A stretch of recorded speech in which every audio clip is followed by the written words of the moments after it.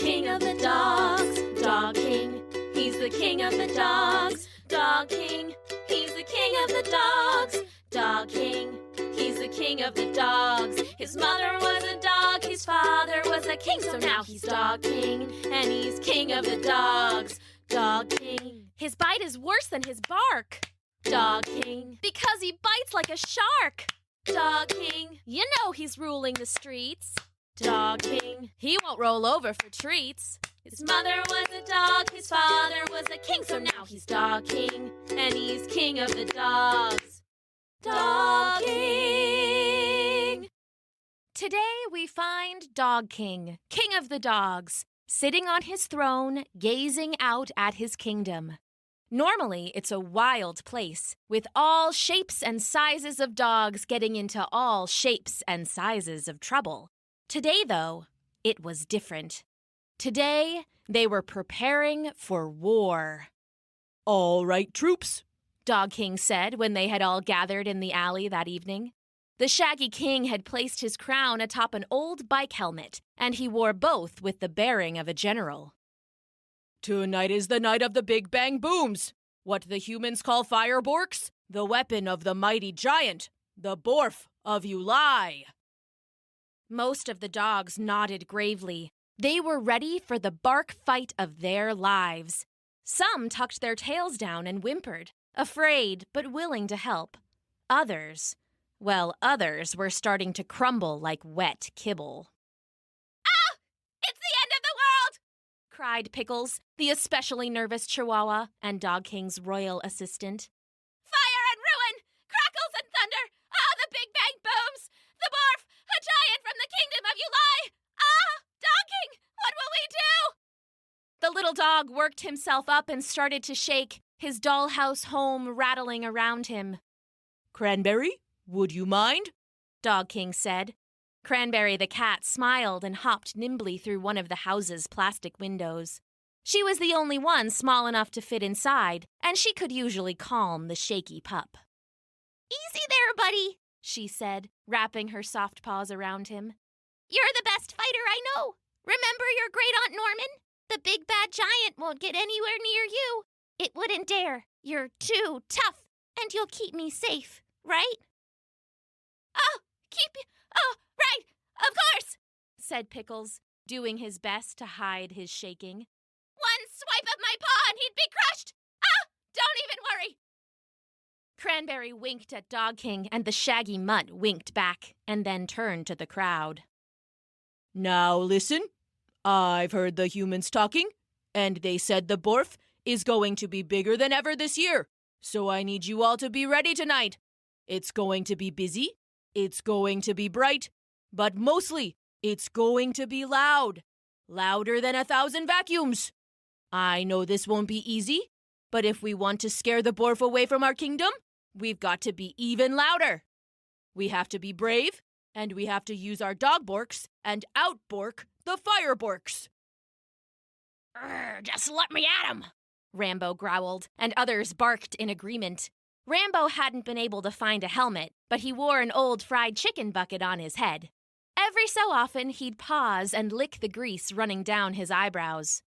"I'll swallow him whole like a giant chicken nugget." Dog King nodded at the pit bull, his tail wagging. "Good. If you're not afraid, keep your friends safe. Don't let the fireborks scare them into running into the road or into the humans. We don't want any accidents, and we don't want anyone getting grabbed by the dog catcher." Just mentioning that name caused the dogs to howl and growl and grr. "There's no shame in retreating to our bork shelter," Dog King said. He motioned to the old basement under the store at the end of the alley. It was too dirty and low for the humans to ever think about, but it was perfect for dogs. "It's been well stocked with snacks and blankets, thanks to Annie and Broadwin." Annie, the puffy red-furred chow, wagged her tail, her pink bow bobbing. Broadwin beamed. "Any time, sugar," she said. Dog King started to speak again and was cut short by a distant thunder. It was still far off, but they could feel the ground tremble under their paws. "Ah! The Borf! He's coming!" Pickles burst from his little plastic dollhouse and fainted dramatically onto Broadwin the St. Bernard's wide back. Sweet Georgia Brown, it's the Borf of Yoolye! You just relax, sugar, Broadwin said. You're gonna fry your own bacon thinking like that. She tried to sway her broad back to rock some calm into Pickles. Oh, earthquakes too! Oh, we're doomed! Doomed like toys before the vacuum cleaner! Doomed like leftovers scraped into the trash! Oh, Dog King, my liege! What chance do we have? Ah! Don't be such a baby, said other Rex. You're all being babies, little baby puppies crying about some loud noises. He held up his big boxer head and sniffed at them. Whine, whine, whine, tail between your legs, piddle on the rug. You want to be a big brave dog like me? You gotta be strong, you gotta be slick, and you gotta be... A great echoing bang split the air. Save me! Other Rex finished, leaping onto Broadwin's back next to Pickles. Oof, you're one big sack of flour, honey, she said. Jump on down now before you bruise my biscuits. Other Rex wasn't the only one who panicked, though. All over the alley, dogs were shaking and running and tumbling over one another like the worst, hairiest circus you'd ever seen. Hold on, cried Dog King, his voice cutting over the commotion. We trained for this. Everyone, to your positions. The Royal Guards, a trio of shaggy German shepherds, leapt into action, and everyone followed. They had spent the week preparing their fortifications, which mainly consisted of trash, spread hither and yon about the alley. Rambo leapt atop a discarded dumpster. Annie and a mutt named Fred huddled together behind an old shopping cart. Dalmatians darted to doors, Labradors leapt into leaves, and Pekingese perched on precarious pallets. Great Danes dug and corgis crawled, and Dog King himself took the spot on the front lines. He stood next to Rambo, tall and regal atop an abandoned shipping crate that still smelled faintly of shrimp wontons. Dog King's crown was crooked on his helmet, but his helmet was crooked on his head, so it all sort of balanced out in the end. The sun dipped below the horizon. For a minute, there was nothing but the warm hum of summer. Dogs panted, cicadas buzzed, and somewhere in the distance, a long, low whistle rose into the air. So it begins, Dog King whispered to himself. The whistle sound exploded into a riot of light and noise. The dogs winced, tails tucked, but they stayed in their places. Dog King nodded to Rambo. It's time! Rambo stood tall on the dumpster and raised his head defiantly to the sky. His fried chicken bucket helmet tilted back dramatically. Dogs! He bellowed. Give him your borks! They started barking, howling, yipping. Even Cranberry gave her loudest meow. The alley was full of noise so thick you could have chewed it off an old boot. In the distance, another firebork sounded, then another, but the dogs held strong. Oh, it's working! Squeaked Pickles from Broadwin's back. There came another whistler. It was much louder, much closer. Dog King could see the shaky line of smoke it left behind as it drove into the sky. Rambo saw it too. Uh-oh, SpaghettiOs, he said, and then the sky broke open.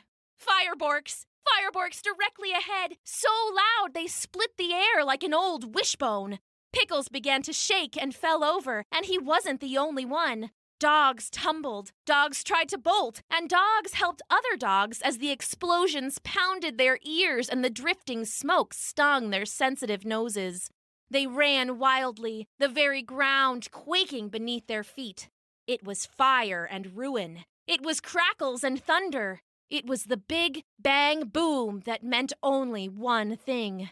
The Borf of Yoolye had arrived. Half the dogs gave up immediately. The fireborks were too much. Broadwin, shaky but brave, held open the door of the bork shelter, ushering them inside before they could panic and scatter. Come on now, crawl babies. Hurry it up and put some sweet in that tea. The dogs that stayed outside barked and howled and just made as much noise as they could. The Borf wouldn't take over their town, not while they were there to bork about it. Dog King! Came the panting voice of a doodle named Luke. We can't even be heard over these gnarly fireborks. Dude, we need to fall back to the Bork shelter. Dog King surveyed the battlefield. Luke was right. Most of the dogs had already retreated to the shelter, and only a few remained to pit their borks against the giants. It was a useless effort, like peeing on the rain. All right, to the shelter, said Dog King. He had to holler to make himself heard over the endless booms and blasts from the sky. This way! Come on! He ran to the shelter and took over the heavy bulkhead door, sending Broadwin inside with the rest. As king, he'd make sure he was the last to enter. Come on, troops! Move those fluffy butts! He grabbed Luke by the scruff as the doodle went inside. Is that everyone? Everyone but Rambo, man. He wouldn't go. Dude is wild.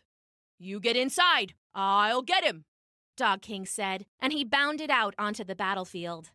The booms were right overhead now, and the air twinkled like hubcaps spinning in the sun. Rambo, come on! Go, go! Roughed Rambo, standing tall on the outer wall of trash. I'll hold him off! He turned and barked again, loud and deep. Come on! You think you're so loud? I'll wrestle you into a garlic knot! I'll bark you down under the table! I'll bite your butt so bad your grandkids won't be able to sit down! He continued furiously, the booms and bright flashes of light drawing closer and closer. Finally, Dog King had to grab him by the scruff of the neck and drag him back towards the shelter. His fried chicken bucket helmet fell off and rolled away, and still he kept on barking. Come on! You think I'm afraid? I'm not afraid! I'm Rambo, and I'm your worst nightmare, pal! If you have eyes, you better sleep with them open, you hear me? With a final mighty heave, Dog King and Rambo sprawled inside and onto the floor of the Bork shelter. Broadwin shut the door behind them and muffled the worst of the fireborks. It wasn't so painfully loud, but each boom made the dogs wince and cringe and whine. Everyone accounted for? You and Rambo were the last, Annie replied. We're good. And the supplies? Take a look for yourself. Dog King nodded and patted around the room. They had filled the Bork shelter with everything they could think of to keep the dogs calm. There was a dumpster's worth of snacks, courtesy of Broadwin, and a group was munching anxiously. They claimed risk made everything taste better, like drinking out of the toilet bowl. Other dogs were cuddling their stuffies or chewing on their squeakies. Dog King saw bunnies and horsies and piggies and a whole farm's worth of others, all drenched in drool. The dogs who were worst off were hiding under blankets, unable to do more than shake and whine. Dog King talked to them all, offering advice here and giving some peanut butter a lick there. The booms continued, and dust shook down from the cobwebbed rafters overhead. After making the rounds, Dog King settled by the entrance, where Annie and Rambo looked on as Broadwin and Cranberry humored a trembling Pickles. Oh, Dog King! Pickles said. He was in a discarded pink wicker bike basket. His favorite stuffed ducky was nestled in close. Come sit with us! I was just telling Cranberry how bravely I guarded the door. Did you see how brave I was? Good job, Pickles, said Dog King. I know, said Rambo. It looked like Broadwin was doing the work and you were hiding on her back. Oh, I never! Broadwin was merely my instrument. She was the body, but I was the brains, and the heart, and the liver, and the giblets, and the wings, and those little burnt ends of the roast, the juicy ones with all the fat. Oh, sweet Georgia Brown, what was I saying? You were very brave, Pickles, Cranberry said. The Chihuahua beamed at the cat, his trembling easing a little. They all sat quietly for a moment until the sound of the bang booms overhead was too much to bear. Hey, Dog King, Annie said. Why do you go through all this trouble for us? Not that I don't appreciate it, but... She trailed off. You're always so good to us, Sugar, said Broadwin. But you're extra good whenever the Borf of Yoolye comes around. Yeah, agreed Rambo. All these dogs. Without you putting this together, they'd be running wild in the streets. I know I would be. Oh man, I'd be running so wild. I'd be out there just barking until my borker couldn't bark no more. Then I'd find the Borf and get right up on him with my chompers and just... Easy there, Pumpkin, said Broadwin. An especially loud firebork shook the building. Some dogs were so scared they yelped. Others were so scared they peed, just a little, and please don't tell anyone thank you very much. He's right, though, said Annie. Without this, there'd be a lot of dogs in trouble tonight. Dog King's tongue lolled out, his tail wagging. Thanks, Annie, he said. Truth is, the Borf took one of my friends. He said it quietly, but at this point, all the dogs were listening in. The entire Bork shelter grew so quiet you could hear the drool drops plinking to the floor between booms. Annie started. Would you tell us the story? Dog King started to say no, but the Borf was closer now, and a sudden volley of fireborks exploded overhead, their thunder echoing down through the shelter. The dogs whined and dug, and Dog King could see they were bordering on panic. He had to do something to calm them down, something to keep them distracted. He looked at Pickles. The little chihuahua nodded once, encouraging. It's not a happy story, Dog King said finally. I was out with a friend, my oldest one, the one I grew up with. We went together like dirt and tennis balls, like peanut butter and bones, like a hot garbage can half open, and a stinking sweet summer day. He was always nervous, though, and when the Borf of Yoolye came, he couldn't take it. The sound hit, all those big bang booms, and he took off. He went running all through the streets in a panic. I went after him, but I was too far behind. He ran right into a group of alley cats. The fireborks had them mad enough to scratch, and when my friend wandered in... Did they eat him? Asked Rambo. No. They tried, but he slipped away. He was always a slippery one. They chased him, though, and to lose them, he darted into traffic. The humans were speeding, barely paying attention. Oh, no! Cried Broadwin. Did he get hit? No, not at all hit, not at all. Lucky for him, a human saw at the last second and slammed on the brakes. It caused a 30-car fender bender, but no one got hurt. The fireborks kept coming, though, so he just kept running. The noise was terrible, so loud that I don't think he noticed the cats or the cars. Dog King looked down, ears low. He definitely noticed the dog catcher, though.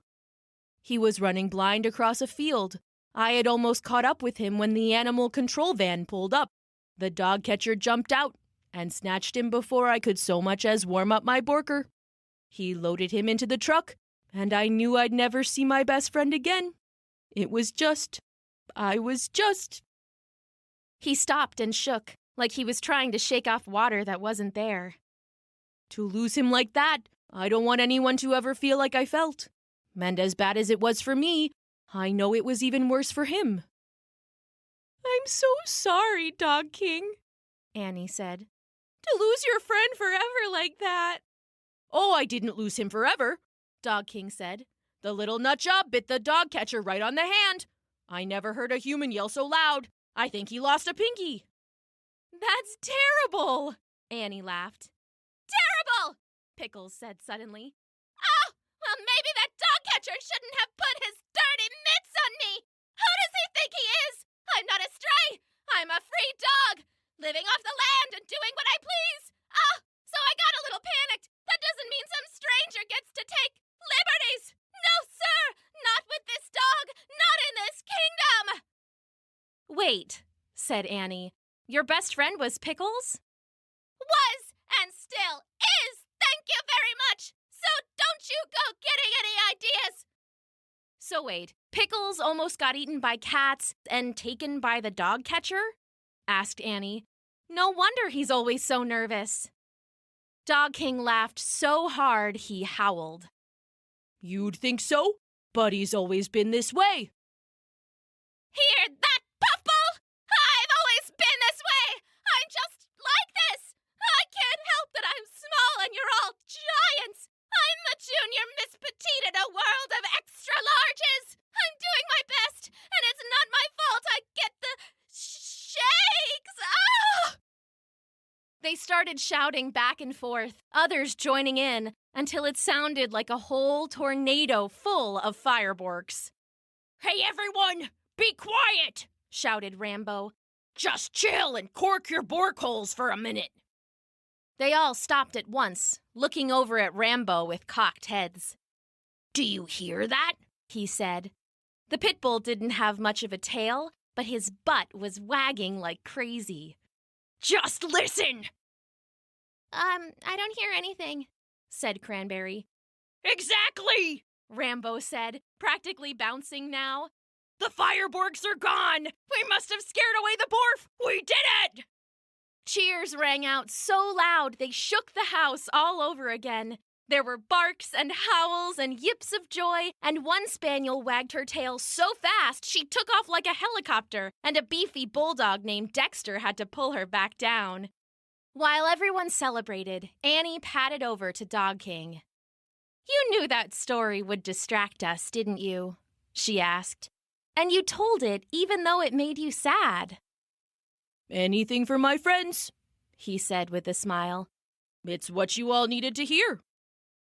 You're a good king, and a good dog, Dog King, she said.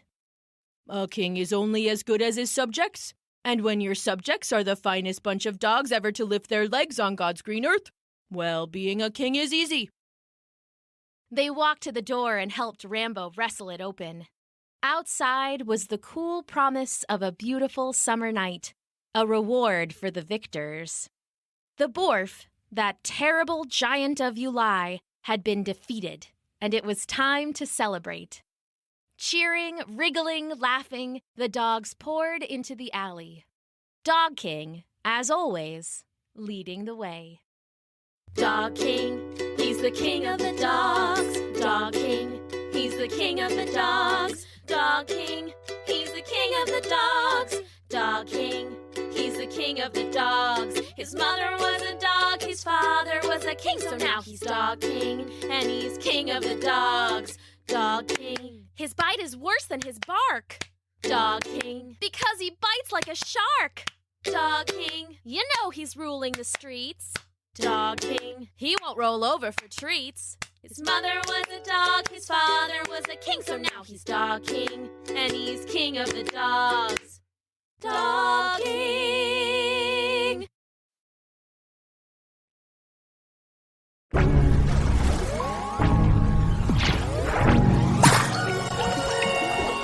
Thanks for listening.